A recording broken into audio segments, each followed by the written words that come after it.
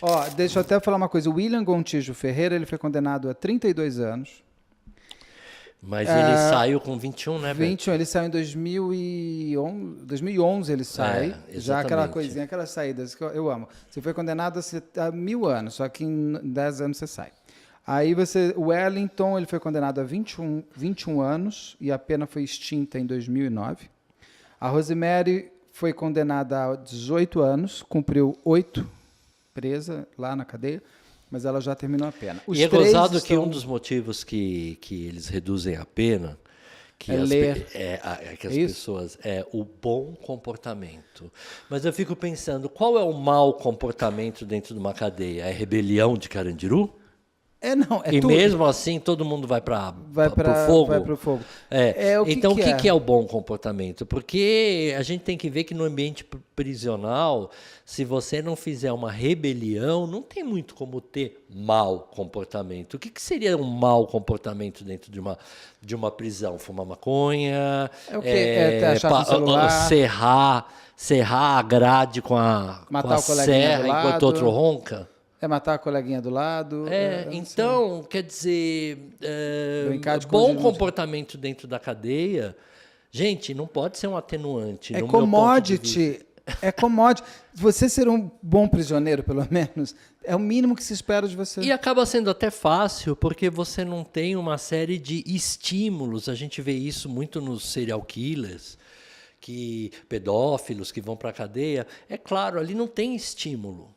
Estupradores, ali não tem o estímulo que ele quer, que starta, que é o gatilho. A não ser o Pedrinho tipo Matador. Bom, porque o Pedrinho Matador gostava de matar bandidos. Mas aí... nesse romantismo de que ele é um Dexter ou um Robin Hood. Aí ele é preso e vai pra cadeia lá. Aí ele sai matando mesmo. Mas aí o objeto de desejo dele tá lá. Aí se bobear, deixam ele preso por bom comportamento. Sabe? Tem umas contradições. Não, eu não consigo. Muita gente fala assim, Beto, a lei... Não. Eu falo, gente, eu não tenho muita paciência com lei. Deixo muito claro por quê. Porque eu acho que lei tem que ser muito raso e muito reto. Me irrita. Se você foi condenado... Então, para que você condena uma pessoa a 300 anos? Se ela não vai cumprir, porque tem que não sei quantos degraus aí para subir na justiça. Aí, se ela é presa com bom advogado, ela fica 5 anos. Aí, a outra mata a mãe, mas sai no Dia das Mães. O outro mata a filha, mas sai no Natal. Eu olho e falo assim, essas leis, para mim, não tem prisão perpétua. Mas é a cláusula pétrea. Eu não quero saber, não tem prisão perpétua. Tem coisas... que eu acho, por exemplo, para a mãe da Miriam Brandão, para o pai, a gente fala sempre muito da mãe, porque a mãe é sempre um símbolo grande, mas o pai também sofre muito, os irmãos sofrem muito, porque acabou, né? Para aquelas pessoas, eu entendo, ele cumpriu a pena dele, ele tem direito a voltar à vida dele. Mas é muito doído você saber que uma vida de uma menina de 5 anos vale só 10 anos na cadeia. Então, essas contradições, ela vai gerando na nossa sociedade essa ideia de revolta que bateu aqui na gente, que bate na gente, mesmo. Que deve estar batendo com todo mundo em casa, entende? Isso vai acumulando, é um caso, outro caso, outro caso, outro caso, outro caso, vai gerando esse sentimento de revolta, de inconformidade. Então as pessoas acabam começando a questionar uma causa que aí sim é a cláusula pétrea, que deveria ser a crença na justiça. Concordo. Então, quando você começa a perder a crença na justiça e começa a ver essa mudança, esses dois pesos, duas medidas para tudo, para o rico, para o pobre, para o negro, para o branco, e aí vai, para o político e para o civil, para o militar e para o não sei quem, começa a gerar na sociedade, ao longo de décadas, de casos e mais casos, esse sentimento. E aí você caminha para a barbárie rapidamente, porque você acaba sendo uma roleta. Será que vão me pegar? Se eu for pego, qual é a pena que vão me dar? E se eu levar essa pena, eu não consigo abreviar ela para 1/3? Tendo bons advogados. Entende? Então, quer dizer, vamos que vamos? Essa é uma discussão que eu acho que a sociedade tem que ter como um todo. Eu só tenho medo que eu acho que no atual momento como estamos, com gente aí quebrando patrimônio público, isso, aquilo, as pessoas já saem, então vamos matar. Não estou dizendo nada disso. Eu estou dizendo que... Mas esse tipo de vandalismo, de barbárie, também está consoante a essa ideia de que não há justiça.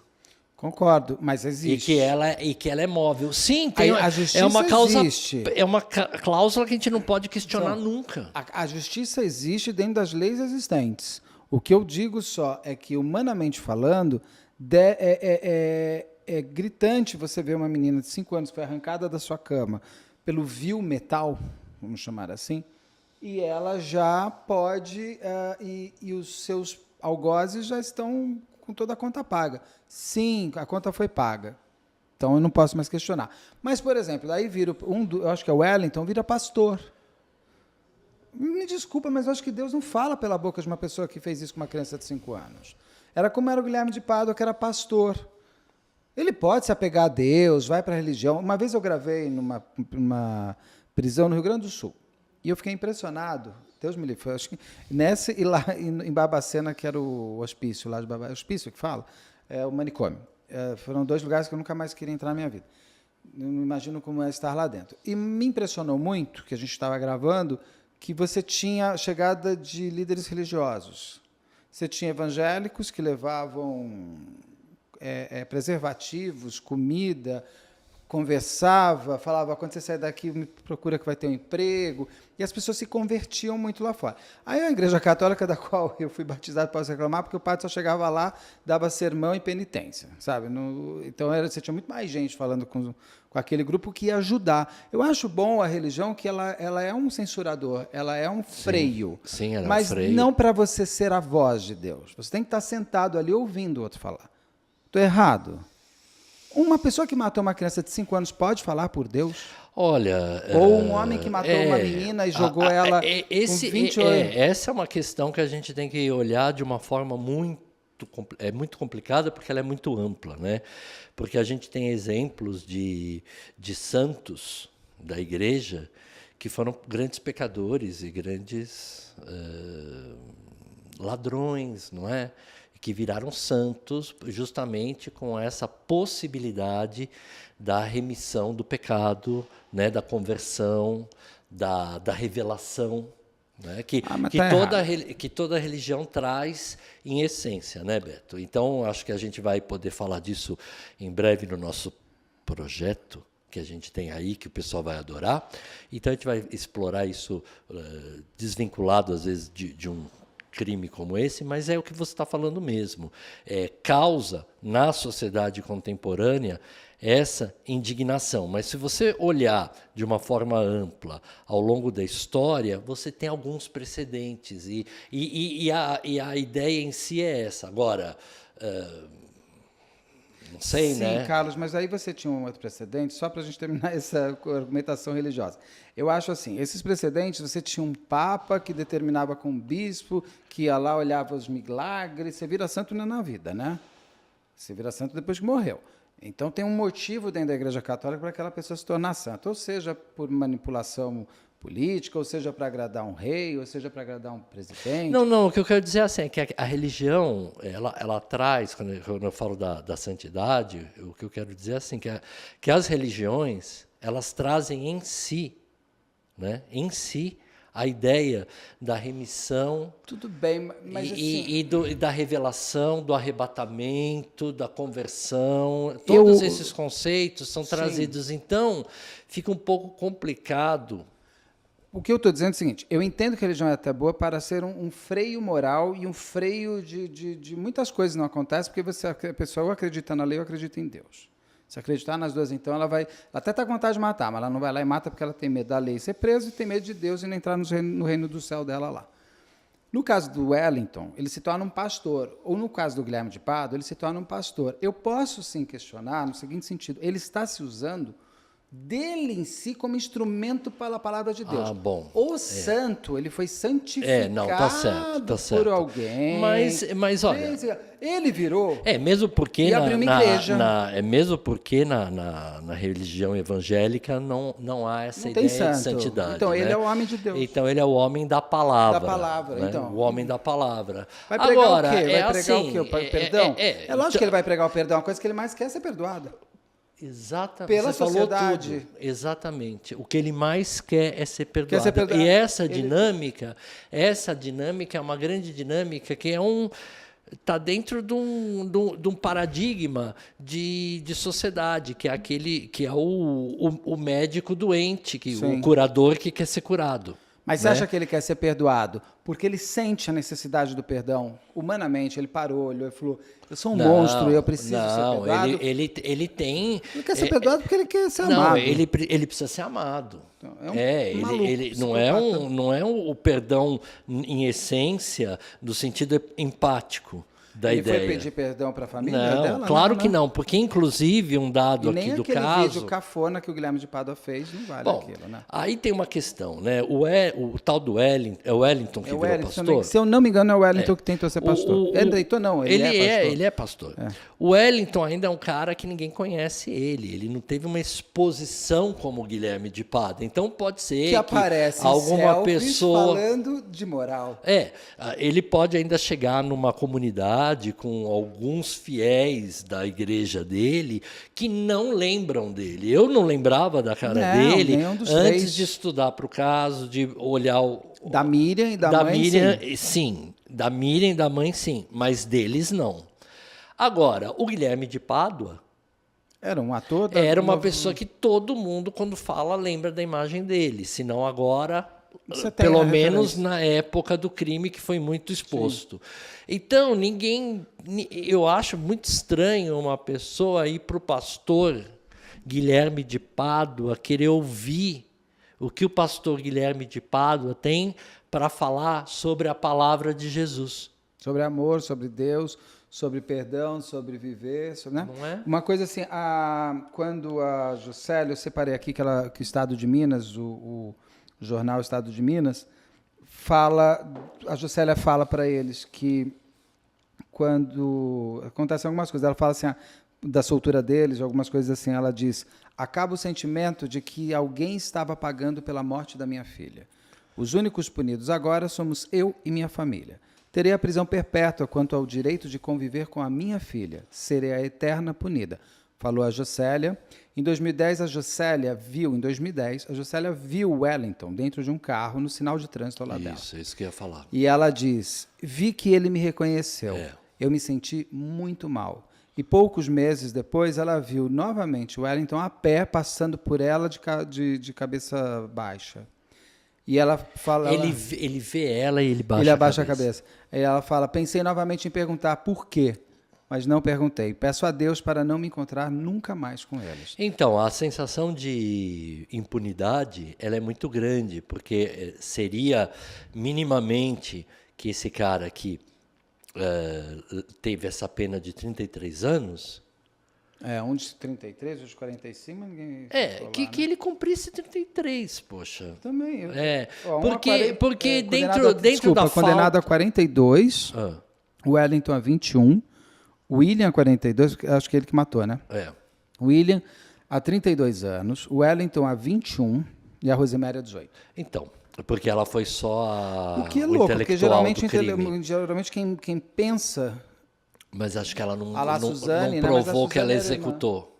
Eu sempre uso a Suzane, né? Suzane, Richthofen, eu falo muito de você. Você quer me dar uma entrevista? Porque eu toda hora uso ela de exemplo. Essa mulher deve estar assim, cara, não para de pensar em mim.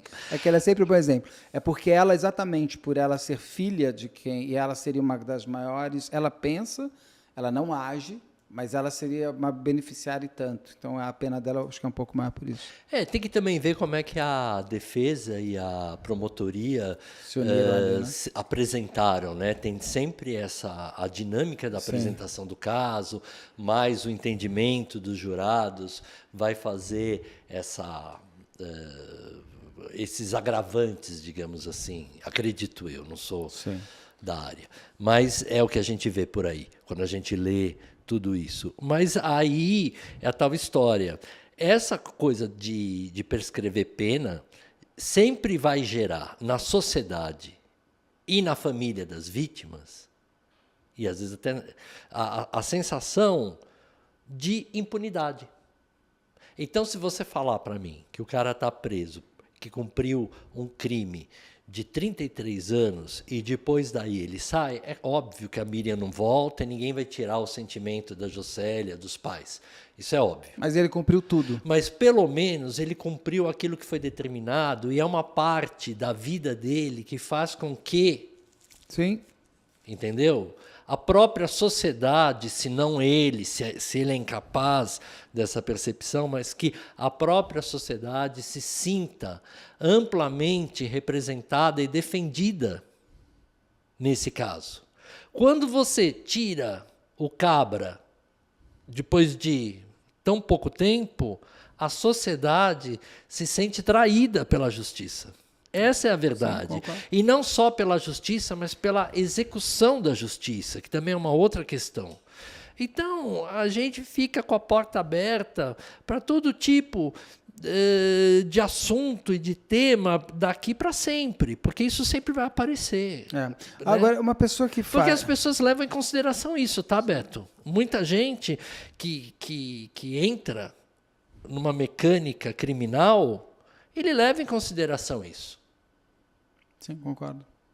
E você acha que uma pessoa... Aí é machismo, é elucubração, eu fico até... eu tenho que perguntar, mas eu fico sem... Eu sempre acho um problema perguntar isso para quem é da área específica como a sua, de psicologia, porque qualquer fala pode parecer uma verdade. Mas dentro do que você vê, dentro do que você já estudou, dentro de números, se existirem, uma pessoa que passa essa chancela, e aí eu nem vou usar Elise Matsunaga da vida, nem vou usar Suzane von Richthofen da vida, porque elas fizeram coisas muito focadas nelas, né? Esses dois homens entraram, pegaram uma criança da cama, sem dó nem piedade, levaram para uma casa, imagino que comida, então devem ter feito um cachorro-quente, falou, come a menina, não sabe nem que uma criança de 5 anos come. Jogou lá, a menina sem televisão, devia estar morrendo de medo, e aí eles matam como se fosse nada, ainda continuam pedindo dinheiro, porque se conseguissem ainda pegavam $150 mil e caíam fora. Exatamente. O que eu digo desse caso é que a escada de desumanidade é muito grande. Na hora que você... Dos três, tá? Na hora que sim, dos três. Na hora que você bola o crime, na hora que você compactua isso com quem quer que seja, e no caso os três, e na hora que você inicia a ação, o que a gente percebe sempre é que não tem como voltar atrás.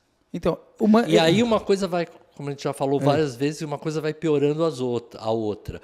Com certeza a ideia deles não era matar, muito menos picar, muito menos queimar o corpo da Miriam. Óbvio que não começou assim essa ideia. Isso vai chegando uma vez que começa o processo.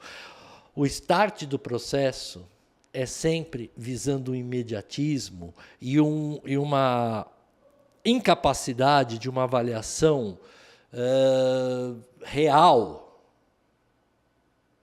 do que é o crime. Essas pessoas não sabem o que é crime. E essas pessoas não sabem o que é investigação. Sim. E são toscas. E é isso que você percebe. E aí você me perguntaria, elas têm reparo? Elas têm cura? Como alma, é como tudo tem? Não, é claro que não. Porque uma pessoa dessas, provavelmente, ela não vai agir assim pela própria história que ela criou, né, de punição para ela mesma, de um crime assim. Agora, de um imediatismo desses, e que ela cria mecanismos para não pensar mais nesse assunto, e ela cria mecanismos para não se... e que ela nunca vai ter mais empatia, ela nunca teve. E ela nunca mais vai ter. Talvez, e nunca terá. Talvez ela não vá cometer um crime semelhante desse, porque ela já tem uma experiência muito primária de que ela pode sofrer o mal. Mas se ela tiver que operar nessa linha reta de não medir consequências, ela opera. Ou seja, porque é verdade, ela não tem conserto uma vez que ela nunca foi consertada. Vamos dizer assim, ela nasceu com defeito. Ela nasceu com defeito. Então, por isso que eu digo, quando Só as de entrar pessoas na falam casa cura, e pegar uma criança... cura não tem cura. Mas porque pode não é uma mudar. doença, é um Sim. defeito do qual não passa a empatia, o sentimento, a culpa. O remorso não passa naquela área, entendeu? Parece uma veia entupida. Se essas pessoas pudessem voltar atrás, elas voltariam e fariam... Elas não fariam porque elas viram que não sabem fazer? Elas não fariam porque elas Ou viam elas- que não sabem fazer, elas viam que Ou elas não iam conseguem... dar uma que elas, estudadinha antes? não, elas não conseguem controlar todas as variáveis. E ir para a cadeia não quer. Entendeu? E ir para a cadeia ela não quer também. Vamos só roubar a loja. Exatamente. É isso que eu quero dizer. Matar de novo ela não mata, mas bafar a carteira, não devolver o troco errado, ela não devolve.